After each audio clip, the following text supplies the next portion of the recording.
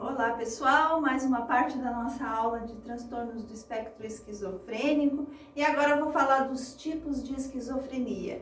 Então existem, conforme o CID-10, esses tipos de esquizofrenia. A esquizofrenia do tipo paranoide, esquizofrenia do tipo desorganizada, esquizofrenia do tipo catatônico, esquizofrenia do tipo indiferenciado e esquizofrenia do tipo residual.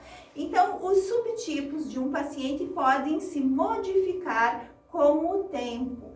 A gente vai lembrando, dentro da saúde mental não existe receita de bolo, então cada paciente ele vai ter os seus comportamentos. Mas a gente vai juntar esses comportamentos e associar ao tipo de esquizofrenia.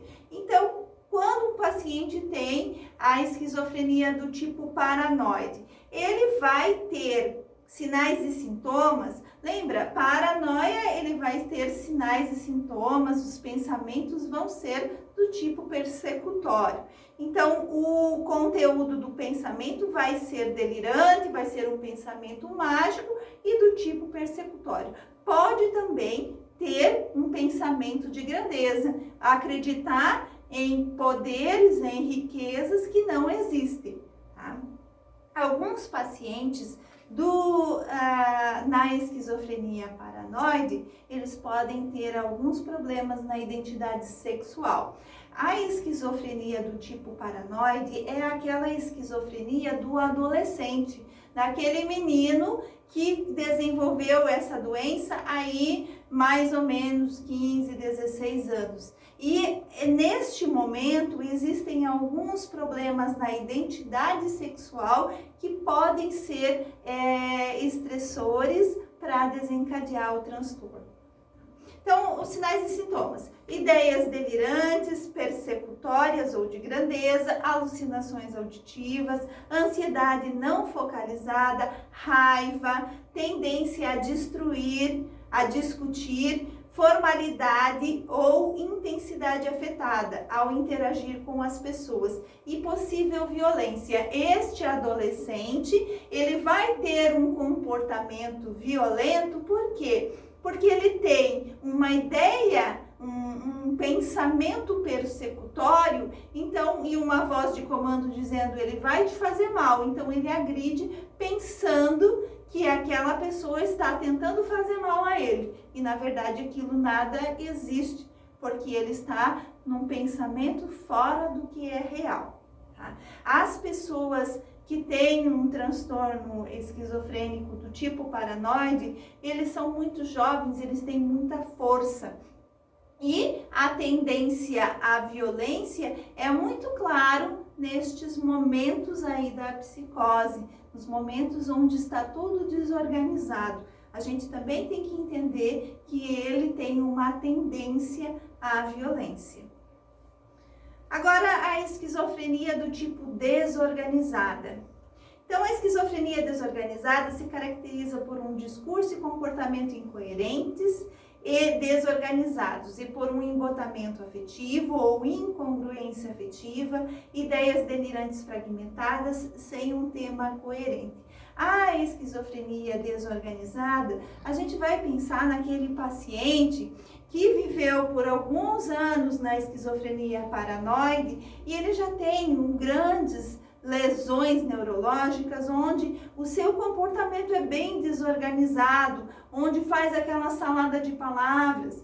Não quer dizer que seja o clássico primeiro ter a esquizofrenia paranoide, mas na sequência normal a gente já vê um paciente do tipo desorganizado com aí mais de 10 anos da doença. Tá? E aquela delírio totalmente tipo salada de ideias. Então vem uma palavra, um delírio prolixo, né? uma linguagem prolixa, então onde ele fala, mas não diz nada. Então a esquizofrenia desorganizada vai ser um comportamento bem desorganizado. Tá? E ainda, lembrando, ele vai ter delírio e alucinação também. Tá? A esquizofrenia do tipo catatônico. Esse tipo de esquizofrenia são esquizofrenias muito sérias, muito graves, tá? Em que o cuidado de enfermagem tem que ficar de forma integral. Por quê? Porque essa pessoa ela vai estar numa situação onde ele faz sintomas negativos muito grandes, onde se embota de uma certa maneira, onde você não consegue trazer ele para a realidade. Então, o esquizofrênico catatônico pode permanecer mudo ou recusar-se a se mover ou atender às suas necessidades pessoais.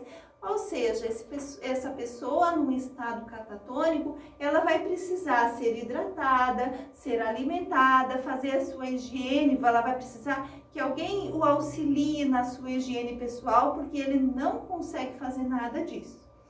Pode apresentar maneísmos bizarros, como caretas faciais e movimentos de sucção com a boca. Ele vai ter aqueles comportamentos bizarros, ficar numa postura por muito tempo, e aí o cuidado de enfermagem vai ser a mudança de decúbito, tentar tirar ele dessa posição. Por quê? Porque ele pode fazer até uma escara de decúbito por estar naquela situação, tá? Sinais e sintomas: oscilações rápidas do estupor à excitação, postura bizarra, menos sensibilidade a estímulos dolorosos, sintomas negativos, ecolalia e ecopraxia. Então, essa pessoa em um estado catatônico, você olha para ela e diz, nossa, ela está sentindo dor, porque ela está com aquele braço daquele jeito há muitas horas. Aquele comportamento e ele não vai responder a estímulo doloroso naquele momento, no momento que está na catatonia. Agora, a esquizofrenia do tipo indiferenciado existe, lembrando, eu já falei várias vezes aqui e vou repetir, dentro da saúde mental não existe receita de bolo e existe um tipo de esquizofrenia que não se encaixa em nenhum sintoma das esquizofrenias anteriores, mas ela está presente, é um esquizofrênico indiferenciado. Então, designa a presença de sintomas esquizofrênicos, como delírios e alucinações, num paciente que não se inclui nas categorias de esquizofrenia paranoide, desorganizada ou catatônica. Esse paciente vai ser um paciente único, onde você tem que entender a sua história de vida, seus comportamentos, para conseguir fazer um cuidado mais adequado possível.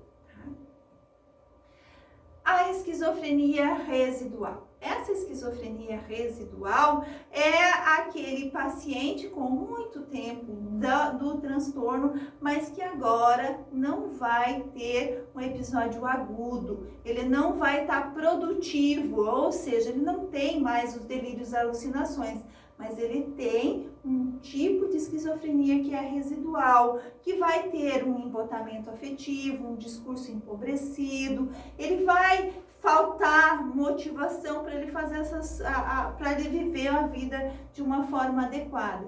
Cuidado de enfermagem é estímulo, é fazer ele sair do seu embotamento e voltar novamente à sociedade. Estímulo, estímulo, estímulo. A terapia ocupacional auxilia muito nessa situação também. E agora eu vou falar do tratamento. Como funciona tratar um paciente com transtorno esquizofrênico? O tratamento, a base do tratamento na esquizofrenia, a base é medicamentosa. Então, a farmacologia vai estar muito presente dentro dos transtornos do espectro esquizofrênico. Para sair da psicose, é só com medicação. Tá? A psicoterapia, ela vai ser muito útil, mas quando esse paciente não estiver psicótico. Quando estiver psicótico, não dá para fazer uma intervenção a nível de psicoterapia. O aconselhamento vocacional é muito realizado na terapia ocupacional. Os CAPs, eles têm uma função muito grande porque este profissional da terapia ocupacional está muito presente e vai estimular de todas as maneiras essa pessoa a ter um convívio mais aparente possível na realidade. Tá? Agora eu vou falar um pouquinho dos medicamentos. A farmacoterapia é a base dessas medicações, mas não quer dizer que seja só o antipsicótico, o remédio que esse paciente vai usar. Normalmente são vários tipos de medicamento para o esquizofrênico. Mas eu trouxe aqui uma das medicações que não podem faltar neste tratamento, que são os antipsicóticos. Então, esses medicamentos, eles também são eficazes em outros estados de psicose, como um paciente que tem um transtorno bipolar e está na mania. Tá? Como que funciona esse medicamento? O que ele faz lá dentro da fenda sináptica, lá nos neurônios? Então, ele vai fazer um bloqueio dos receptores dopaminérgicos.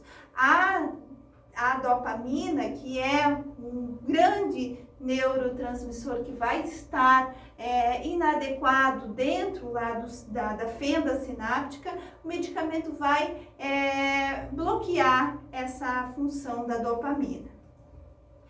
As ações antipsicóticas dos fármacos refletem o bloqueio de receptores dopaminérgicos e serotoninérgicos. Então, há uma teoria falando que também a serotonina está muito associado à esquizofrenia. Então, os medicamentos, os mais novos, os atípicos, eles atuam também tanto na dopamina como na serotonina.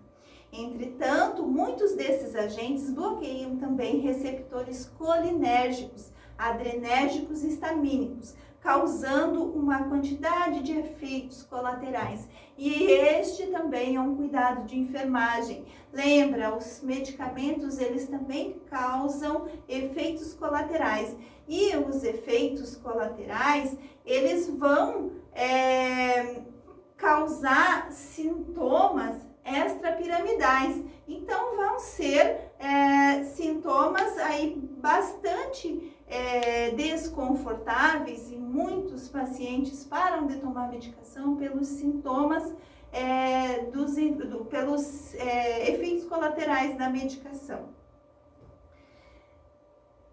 Os tipos de antipsicótico mais comum, eu trouxe os que a gente utiliza bastante no hospital.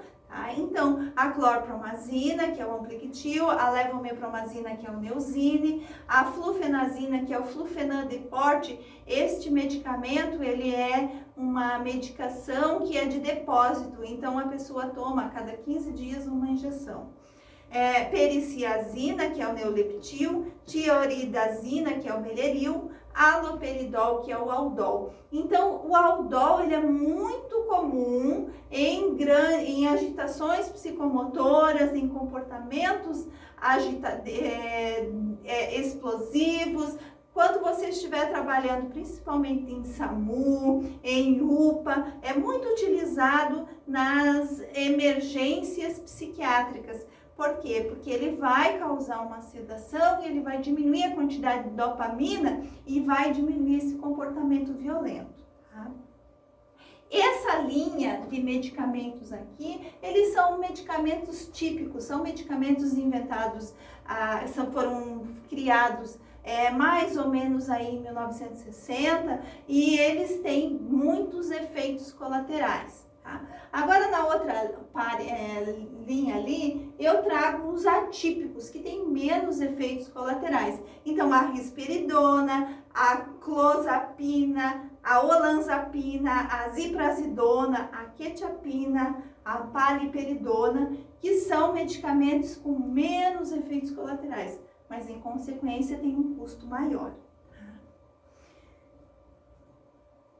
Então, aqui está um neurônio e como ele funciona, como a medicação funciona lá na fenda sináptica.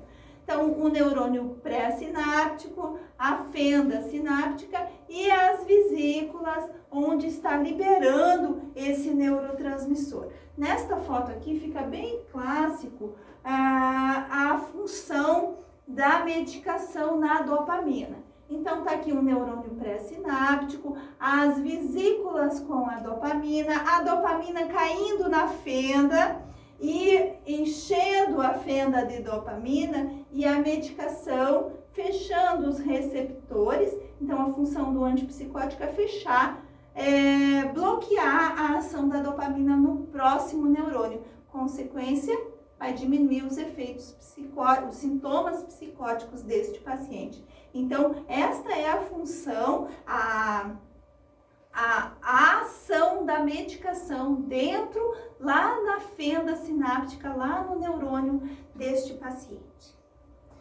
E agora a gente vai falar dos cuidados de enfermagem, como eu vou cuidar desta pessoa com esquizofrenia, como vai ser o meu cuidado. Então, promova a segurança do cliente e dos outros, além do direito à privacidade e à dignidade. Lembrem, vocês têm que entender que este paciente está fora da realidade, então ele pode se colocar muito em risco, ele pode se colocar muito exposto às situações. Então, o nosso papel é promover a segurança dele. Estabeleça confiança e sintonia. Você vai conseguir essa confiança ouvindo todos esses delírios e não criticando, não julgando. Tá? Aumente ao máximo o funcionamento do paciente. Estimule ele a participar de grupos, de atividades. Não deixe esse paciente só na cama, porque isso é muito danoso para ele.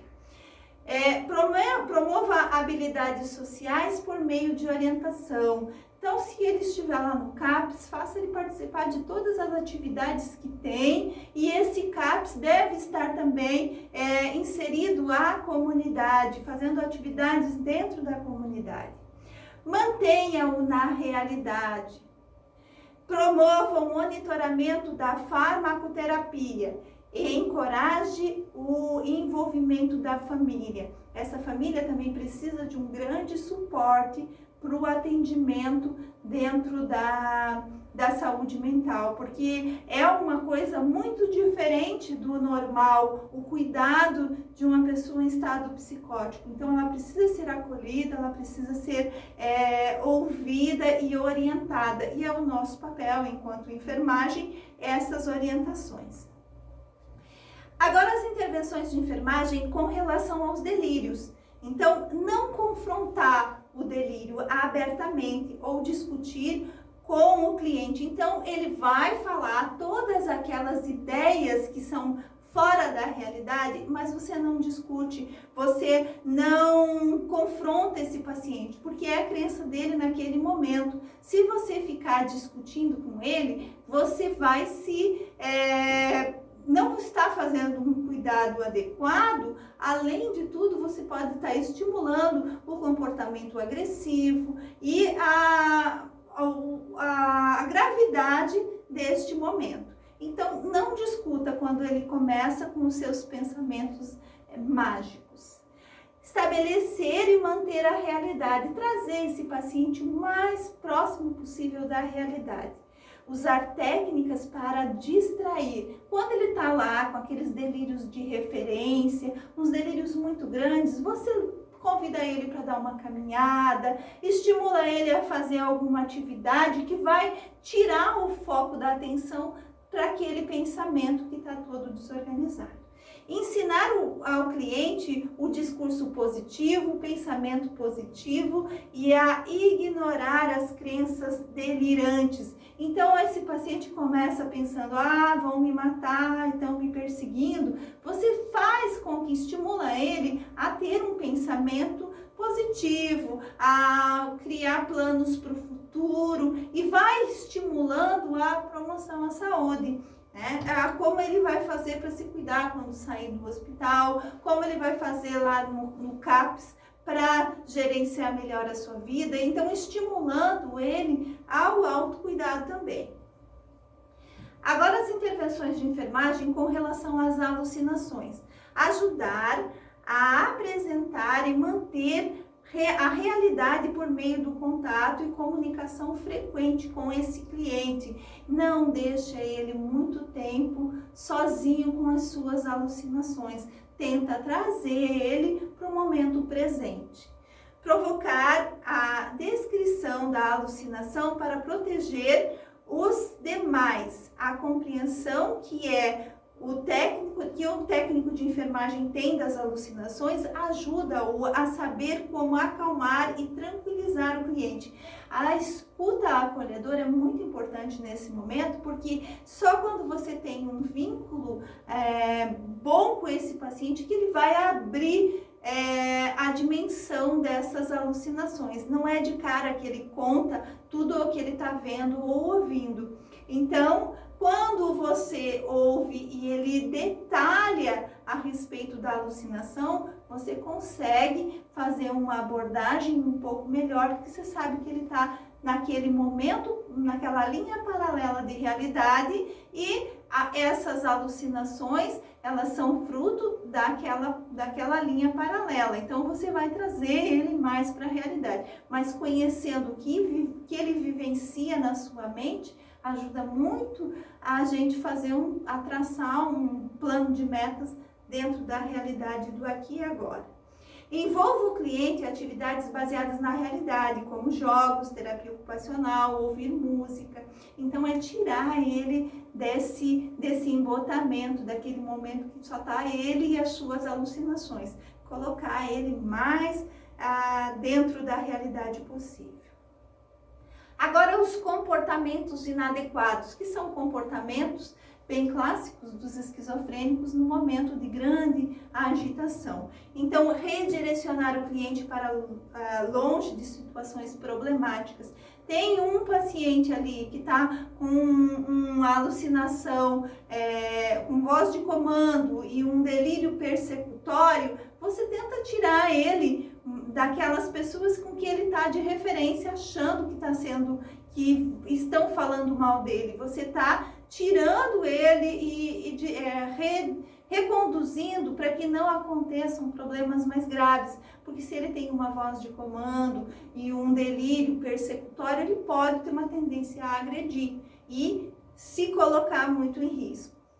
Lidar com comportamentos inadequados sem julgar e com naturalidade, oferecer declarações reais a respeito dos fatos e não criticar. Lembra, esse paciente está fora da realidade.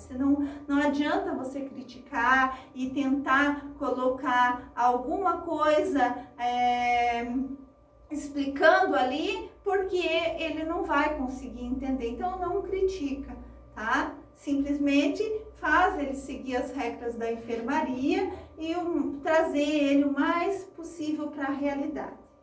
Tranquilizar os outros, informando que os comportamentos ou comentários inadequados não são culpa dele. Quando os outros pacientes, as outras pessoas entendem que ele está num estado psicótico, essas pessoas vão respeitar a situação dele.